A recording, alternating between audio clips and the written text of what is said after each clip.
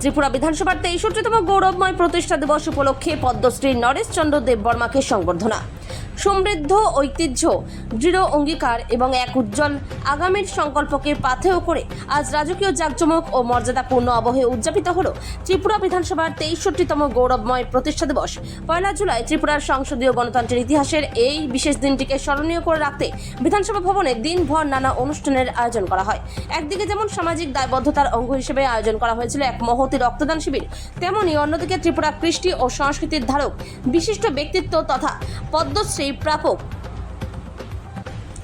নরেশ চন্দ্র দেববর্মাকে বিধানসভার পক্ষ থেকে সুবর্ণ সংবর্ধনাও জ্ঞাপন করা হয়।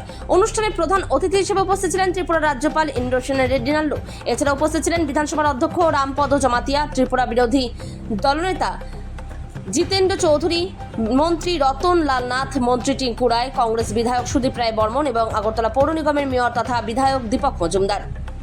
দলমত নির্বিশেষে এই গৌরবময় অনুষ্ঠানে শাসক দল বিজেপি, প্রধান বিরোধী দল সিপিআইএম এবং কংগ্রেস দলের বিধায়কবৃন্দ সহ সমাজের বিভিন্ন স্তরের বিশিষ্ট নাগরিক ও উচ্চপদস্থ আধিকারিকেরা উপস্থিত ছিলেন। ত্রিপুরা থেকে বিক্রম কর্মকারের report, big news Bangla.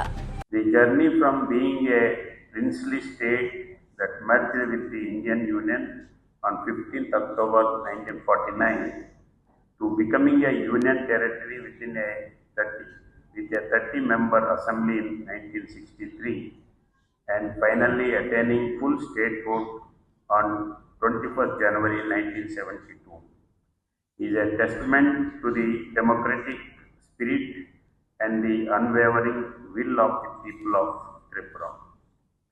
As we celebrate today, we must also bow our head in gratitude to those who fought to preserve Tripura's separate identity. When the State's Reorganization Commission recommended the merger of Tripura with Assam, the people of this land rose with one voice.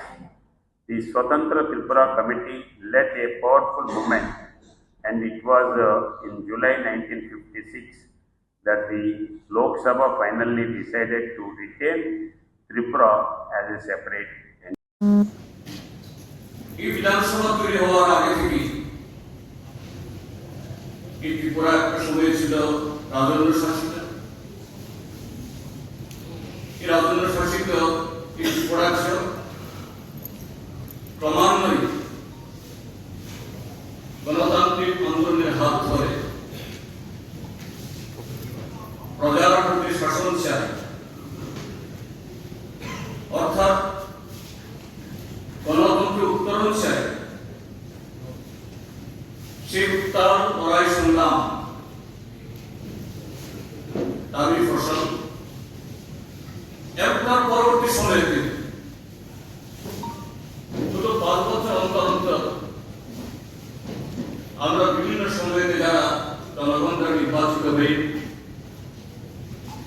হয়তো কোন রাজনৈতিক দল দ্বারা মনোনীত হয়ে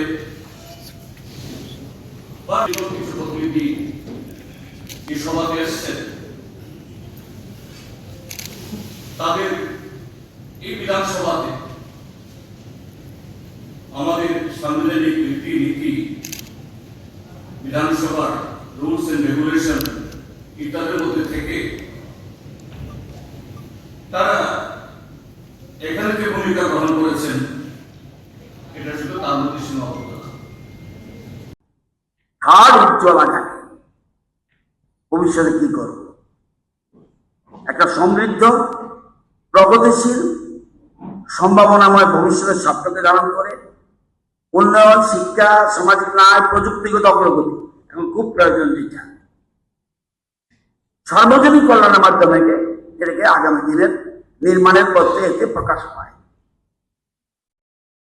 আমি মনে করি যে ফ্ল্যাক্সে যে নামকরণ করা হয়েছে অত্যন্ত অর্থবহ এবং সময়োপযোগী। এই নামের মধ্যে নিহিত রয়েছে ইতিহাসের স্মৃতি, সংগ্রামের অধিকার, ভবিষ্যতের দিশা, এবং এটা সূক্ষ্ম সুচিন্তিত ভাবনার বহিঃপ্রকাশ। আমি এই নামগুলো ফুটে উঠেছে, এটা সত্যি অভিনন্দনযোগ্য।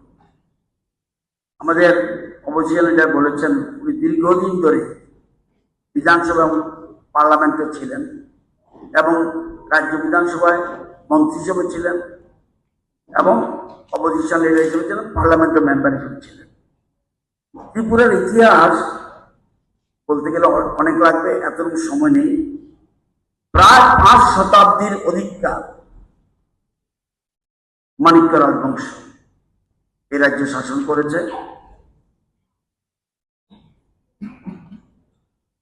ছোট্ট করে বলছি, 1947 দেশ স্বাধীন হয়েছে। আমরা কিন্তু ত্রিপুরা আলাদা। 1949 স্বাধীন হয়ে গেছে সারা ভারতবর্ষ, ত্রিপুরা না। 1949 ভারত মুক্তি। ইচ্ছা করে সেসব পাকিস্তানে যেতে পারে, এই ত্রিপুরা সেসব কিন্তু পাকিস্তানে যেতে পারে। তাহলে যাদের কারণে এখানে আজকে আমরা ভারত মুক্তি, ওই সময় যদি শহীদ দিত অন্যদিকে পাকিস্তান,